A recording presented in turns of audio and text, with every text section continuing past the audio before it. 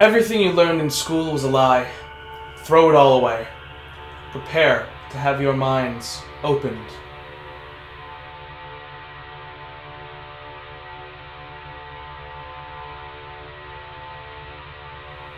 So it is written that in the times of old, things made sense. There was only formality, only manner and duty. This was the lifestyle that gave rise to what English speakers know as the HyperFormal language and civilization. Though, for every quiet there must be a tumult, and for the zenith of true society there must be the nadir of heathenry. For every upholder of order there must be a pirate. Though it is generally true that the hyperformal speakers value formality above all else in all aspects of society, there is yet one exception to this rule. Hyperformal speakers will happily disregard formality in pursuit of satisfaction for informal behavior. The result of this is that, despite their overly formal attitude, normally rendering hyperformal speakers quite sluggish and slow to respond, they are most definitely not defenseless. It is for this very reason that the hyperformal kingdom has historically proven itself to be quite resilient against all manner of outside attacks. The pirates, who had come to attempt to raid the hyperformal coastline on all but a regular basis, would routinely encounter such stalwart resistance that they had no choice but to leave empty-handed, or with little to no plunder, until one pirate changed everything. Hey everybody, welcome to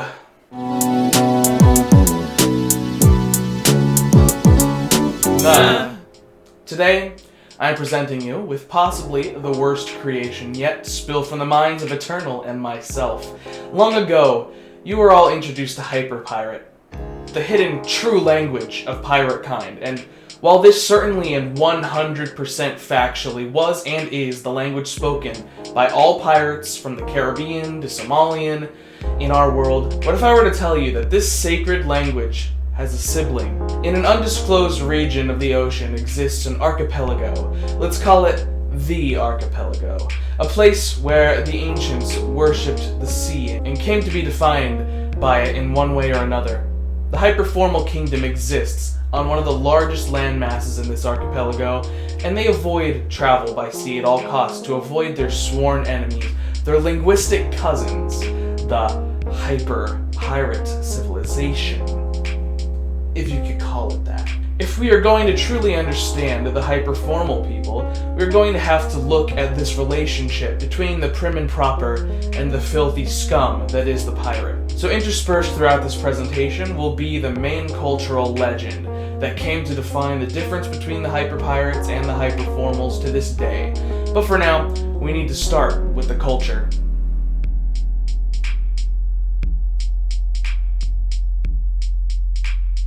Hyperformal culture, as the name might suggest, is centered on the concept of formality to an extreme degree. It is the single most important objective and duty of every hyperformal adult to be at the height of formality at all times. In no aspect of hyperformal society is this notion more prevalent than in the hyperformal language itself, whether spoken or written. Thus, the speakers of hyperformal will always pay utmost attention to the clear articulation and enunciation, irrespective of who they are talking to. This fact coincides with hyperformal's very specific phonology. Its consonants are, and listen closely here, though I am not a native speaker myself, I am the foremost expert on the subject. Its consonants are p, t, k, h, b, d, g, p, t, k,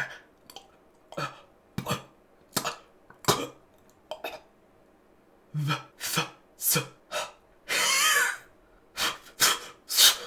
That's correct. Hyperformal has a distinction between stops, glottalized stops, ejective stops, and glottalized ejective stops. Many people couldn't comprehend such proper speech, so I actually asked the people on the Discord server to pronounce this simple sentence to prove their worth. The sentence is, Kyle, I bought a fish.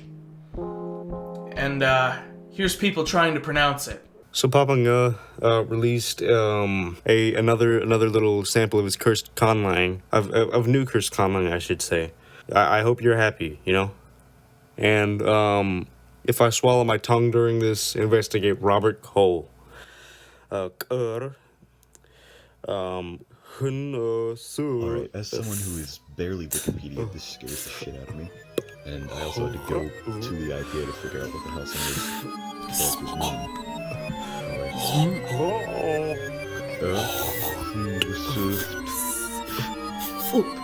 No, that's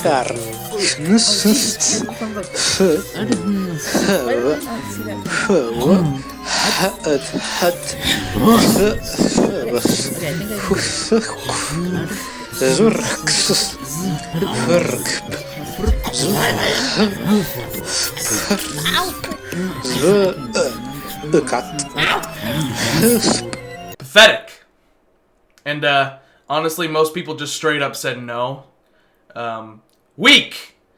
This simple sentence is obviously pronounced as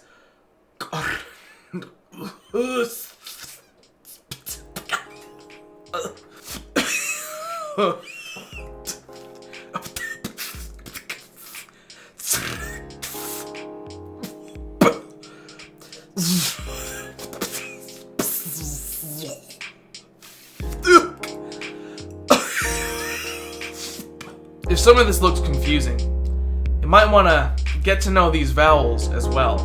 It's pretty simple. It looks like this. God, this table.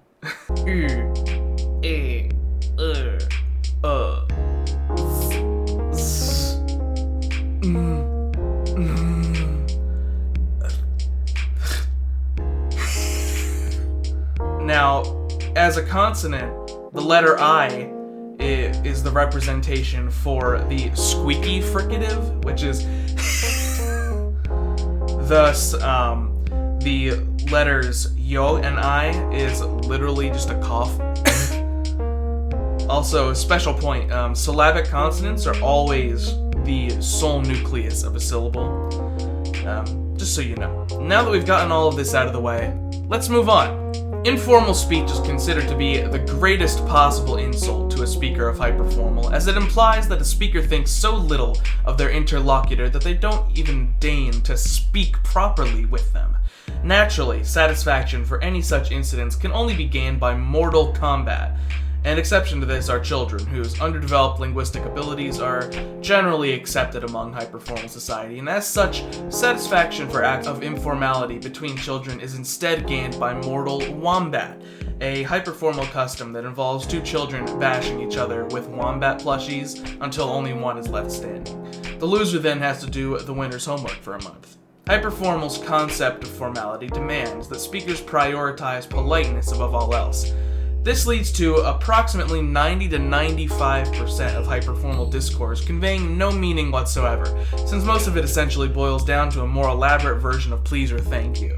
As a result, even the simplest of hyperformal conversations, such as greeting a passerby, tends to last at least 2 to 5 minutes. This has a very interesting and profound impact on hyperformal society. For example, if a hyperformal speaker is engaged in a conversation while waiting for the bus, but suddenly the bus arrives, the speaker in question will signal to their interlocutor that they wish to end the conversation. This is achieved by reciting the 1-minute-long apologetic formula of abrupt leave, during which time the bus driver politely awaits for the speaker to finish. Following this, the speaker will enter the bus and immediately, without fail, begin reciting the apologetic formula of indeliberate delay, which takes about 90 seconds to complete, before proceeding to their seat. After everyone who had to end a conversation they were having while waiting for the bus has done so, the bus driver will then address the remaining passengers, reciting the same formula to them so as to apologize for the delay and the entire situation that was caused by such delay. This procedure is repeated at every bus stop. Owing to this and the fact that bus stops are often relatively close to each other, hyperformal people tend not to move fairly slowly. Hyperformal speakers tend to move very slowly, but this is generally not perceived as a problem. After all, why would a hyperformal speaker ever want to leave their native country? Or town for that matter? The following bits of morphological and lexical information should hopefully make a bit more sense. For example, the pronouns are realized as follows. As you can see, the pronouns are divided up into first person inclusive, first person exclusive, and first person exclusive derogatory. That's typically what you would actually use, because you are often going to be lowering yourself to the lowest level possible when speaking as an individual person in a hyperformal conversation. There's also the fourth person, which refers to one, not any specific person, but just one. And we also have the number divided up into singular, finite plural, and infinite or uncountable plural. Relatively simple, obviously.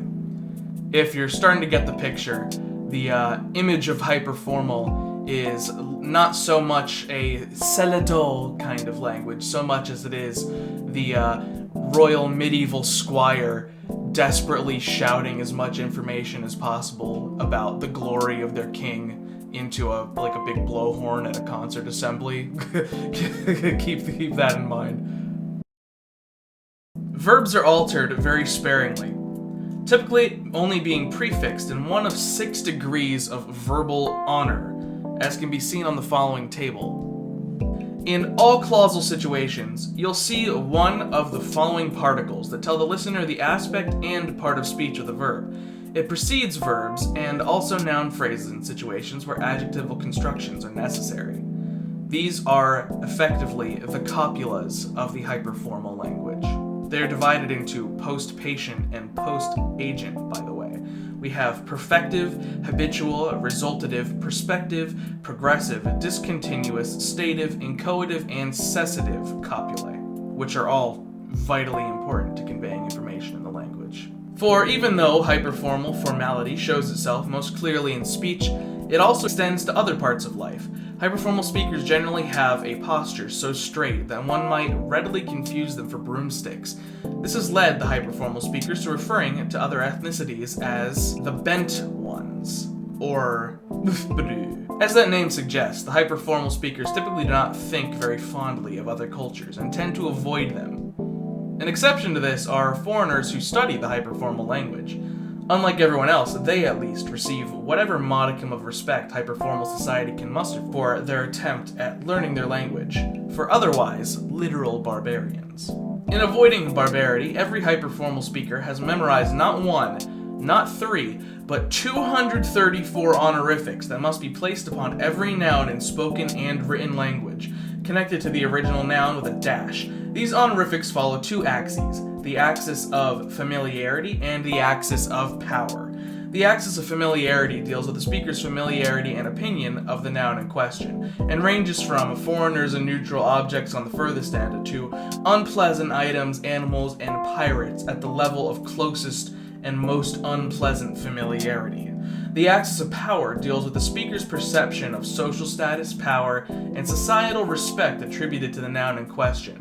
The power axis ranges from gods and whales on the highest power level to lowly peasants, insects, arachnids, and the self on the lowest power level. For example, if you take the root which means duke, the speaker who acknowledges the power of the duke in society but thinks of him as a distant family member may use the honorific, the honorific which refers to a being with the familiarity of a third cousin and the power level of a low-level lord or a gentry. Thus, the whole word this speaker would use to refer to the duke would be a few of these honorifics are much more common than the others. You'll see and much more often than any of the others. However, if you do not have all 234 memorized to a T, you risk gravely offending yourself and those around you, which will greatly increase the length of your conversation. There is yet another distinct feature that sets hyperformal apart from most other languages. A hyperformal speaker never repeats themselves, for repetition is generally perceived as an insult, since it might imply to a hyperformal speaker that their interlocutor thinks of them as so stupid that they need to say everything twice before they get it. A natural consequence of this is the fact that a hyperformal speaker will have to use numerous different ways of explaining the same state of affairs, or rather, seeing as hyperformal discourse is mostly composed of formalities for the sake of formality itself, that there are otherwise completely vacuous and devoid of any meaning whatsoever, it is perhaps more accurate to state that hyperformal has numerous different ways of saying almost nothing, like that sentence there.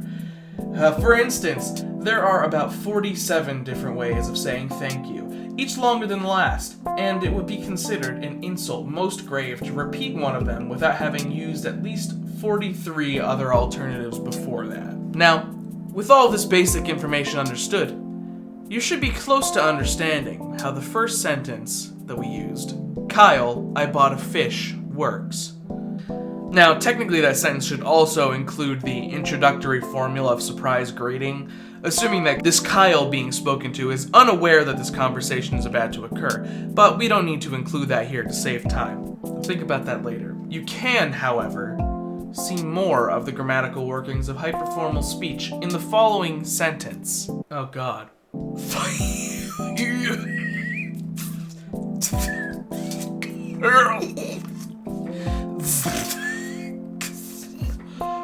No.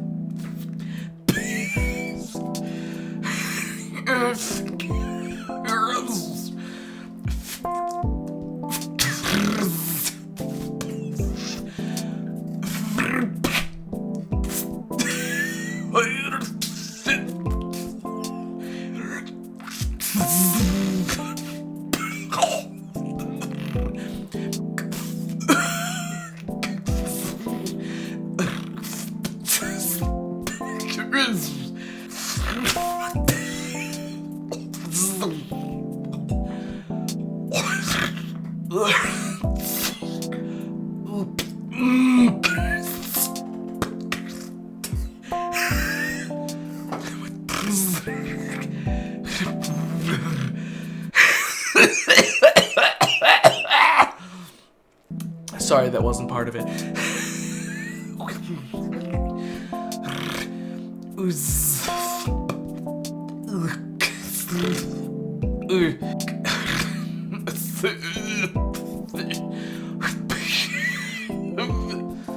Which translates roughly to, Kyle's fish is eaten, his friend naps by the active mine. Or literally, fish of Kyle honorably eaten, by the active mine a nap has just begun to be slept by his friend. That was extremely painful. Notice the close attention paid to the honorifics, copular particles, and possession in every word uttered by this certified, a professional hyperformal speaker. Don't double check that IPA on me. Even with such accuracy, this statement may end with self-incarceration. Self-incarceration, I say, yes. Hyperformal society has no concept of courts or law enforcement, and although there are jails, there are no guards. And the reason for this is simple. A member of hyperformal society would never deliberately commit a crime, as doing so would be most informal. Thus, a hyperformal speaker that accidentally happens to commit a crime will promptly incarcerate themselves and simply not leave until they have served their sentence, as not doing so would be most informal. Now, we've explained most of the basics of this language and told most of the tale of its culture, but to finish off this most informal showcase of such a formal language, it would only be fitting to recite a meme that was originally created in hyperformal. That's right, this meme was originally spoken in hyperformal and was merely translated into English. Source? I said so. Yeah, it's canon. Now let us begin. A true hyperformal folktale. Let's do this.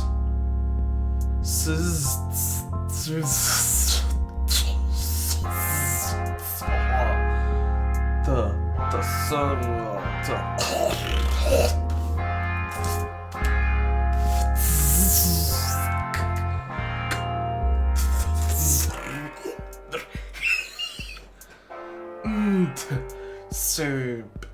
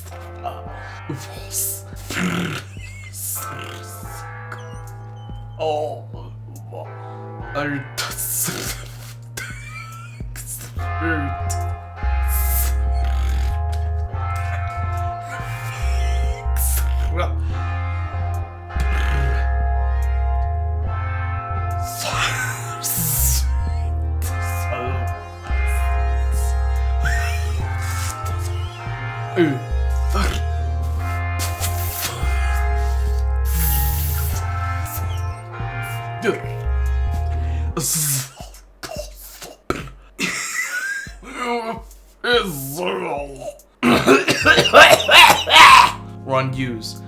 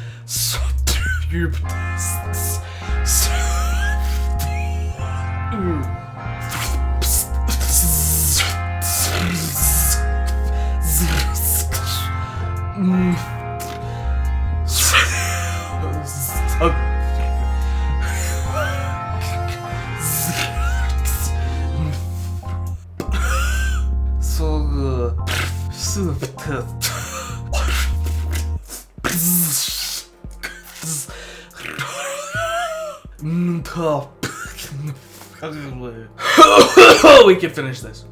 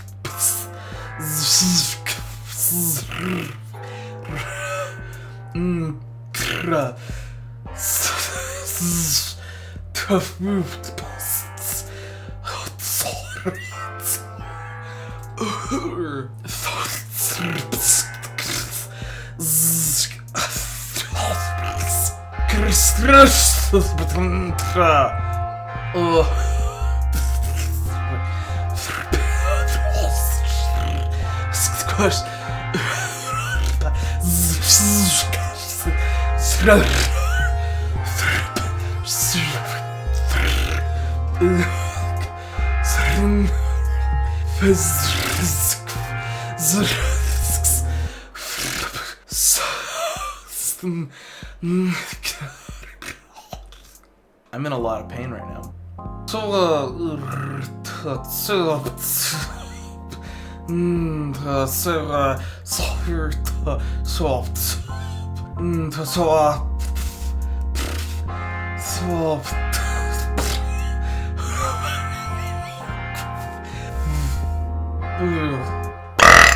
That might as well be part of the language.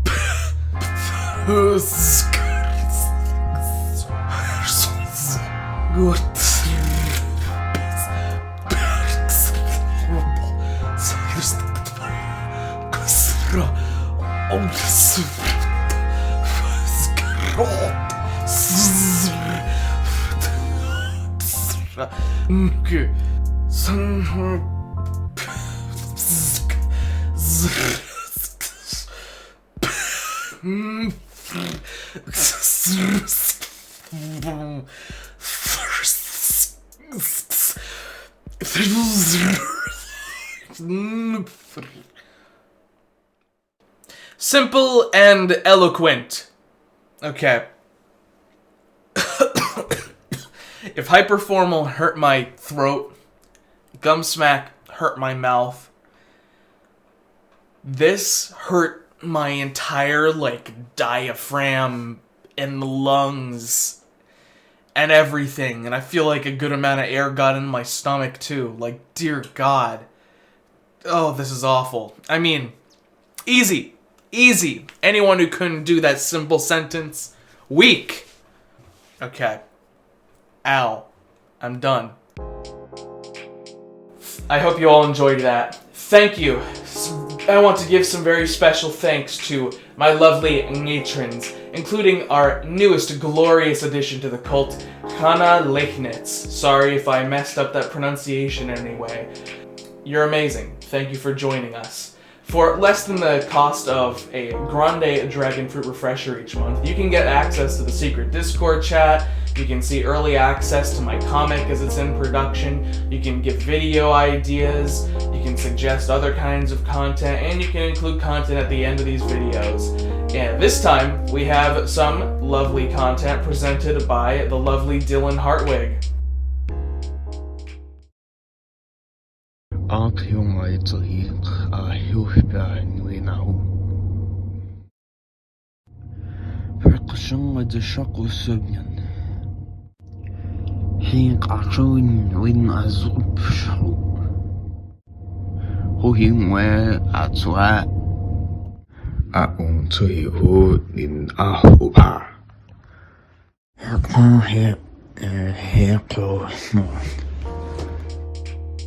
So, if you're interested in any of that, or you just want to support me and help lessen the severity of a money dump that this channel has become, then definitely consider becoming a patron. But again, thank you to everybody who has subscribed. Please subscribe if you have not. Again, leaving comments and likes will further pump me into the sweet, sweet veins of the algorithm. So, please help me out that way too. That would be greatly appreciated. And above all, thanks to Eternal for making this awful, awful thing with me. The documentation will be on nga.org relatively soon. So, until next time, nga is out. I will see you all at the Cursed Conlang Circus.